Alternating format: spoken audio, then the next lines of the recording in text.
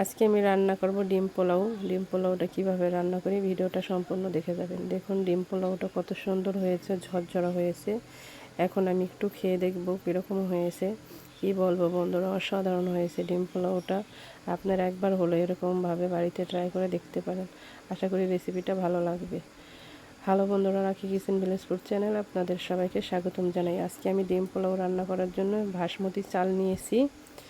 এখন বাসমতি চালটা আমি আর নিয়েছি 6টা ডিম, আর নিয়েছি 2টো আলু গোল গোল করে কেটে। এখন আমি বাসমতি চালটা কেটে একটা মগে করে মেপে নিব। এখানে আমি 500 গ্রাম চাল নিয়ে নিব, মানে আধা কেজি চাল নিয়ে নিব। দেখুন এই মগটা করে এক মগ নিলাম, আর এক মগের অর্ধেক নিয়ে নিব। আমি এখানে 500 গ্রাম চাল নিয়ে নিয়েছি। এখন ডিমটা আমি সেদ্ধ দিয়ে দিব। এখানে আমি 6টা ডিম নিয়েছি। ডিম 6টা এখন সেদ্ধ বসিয়ে দেব চুলায়। গ্যাসে আমি বসিয়ে দিলাম সেদ্ধ। এখন আমি বাসমতি রাইসটা এখন ভিজিয়ে রেখে দেব কিছুক্ষণের জন্য। আপনারা রান্না করার আগে ভিজিয়ে রেখে দিবেন, তাহলে ভাতটা অনেক সুন্দর হবে, ঝরঝরা। এইদিকে আমি ডিম বসিয়েছিলাম, ডিমটা সেদ্ধ হয়ে গেছে। এখন ডিমের ভেতরে আমি আলুটা সেদ্ধ দিয়ে দিলাম। আলুটা সেদ্ধ করে নিলে তাহলে অনেক ভালো হবে, ভাজতেও ভালো হবে এবং খেতেও মজা লাগবে।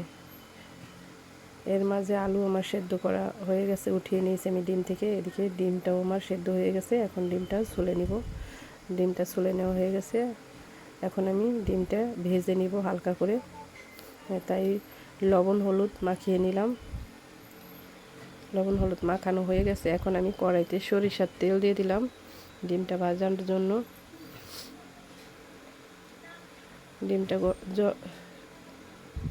তেলটা গরম হয়ে গেছে। এখন ডিমটা ভেজে নিচ্ছি। এদিকে আমি আলুতেও লবণ হলুদ মাখিয়ে নেব। হালকা করে লবণ দিয়ে দিলাম, অল্প পরিমাণে হলুদ দিয়ে দিলাম। এখন মাখিয়ে কিছুক্ষণ রেখে দেবো। এদিকে ডিমটা ভেজে নেব। ডিমটা আমার ভেজে নেওয়া হয়ে গেছে। এখন আমি একটা একটা করে সব তুলে নিব।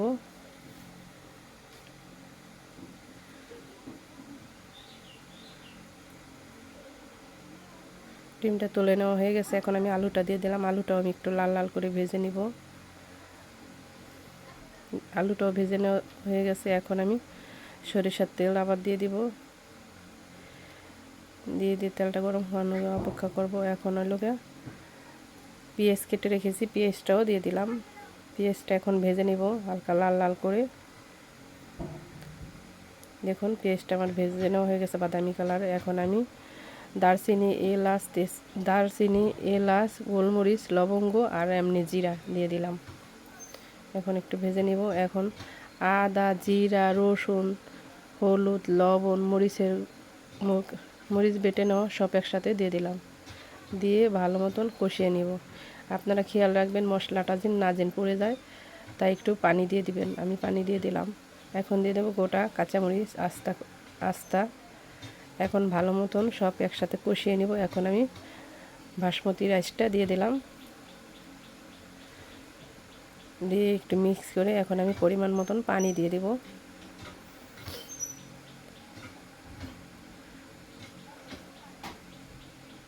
এখন আমি পরিমাণ মতন পানি দিয়ে দেব। বেশি দিব না, অল্প পরিমাণে দিব। আপনারাও পরিমাণ মতন দিবেন, বেশি দিবেন না, তাহলে ভাতটা হয়ে যেতে পারে, নরম হয়ে যেতে পারে। আর বাসমতি রাইসে বেশি পানি লাগে না।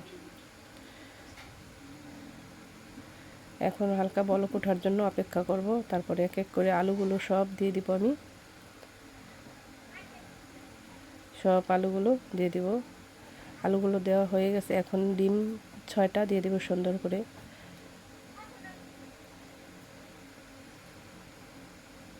ডিম 6টাও দেওয়া হয়ে গেছে। এখন আমি একটু ঢেকে দিব।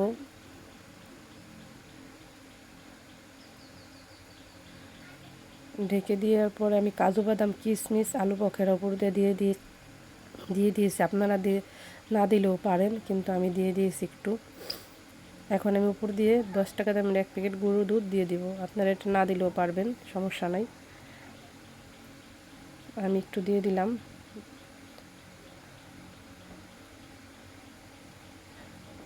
দেখুন এখন আমি সব নেড়ে মিক্স করে নিব। কি সুন্দর ঝরঝরা হয়ে গেছে আমার নেড়ে মিক্স করা নেওয়া হয়ে গেছে। দেখুন কত সুন্দর হয়েছে, কি বলবো বন্ধুরা, অসাধারণ হয়েছে।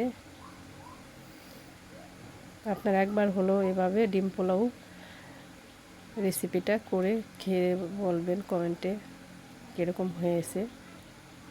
আশা করি রেসিপিটা আপনাদের অনেক ভালো লাগবে। আমার ভিডিওটা দেখে যদি ভালো লাগে অবশ্যই লাইক কমেন্ট শেয়ার করে দিবেন এবং রাখি কিচেনটা সাবস্ক্রাইব করে নেবেন। আমার পাশে থাকার জন্য আপনাকে অসংখ্যবার ধন্যবাদ জানাই। এভাবেই আমার পাশে থাকবেন। দেখুন আমি খেয়ে দেখছি, কি বলবো বন্ধুরা, অসাধারণ হয়েছে, অনেক মজা হয়েছে, দারুণ দুর্দান্ত হয়েছে। এই ডিম পোলাওটা অনেক আমার পছন্দ। দেখুন আমি খেয়ে দেখতেছিলাম। দেখুন এটা হলো কাজু বাদাম।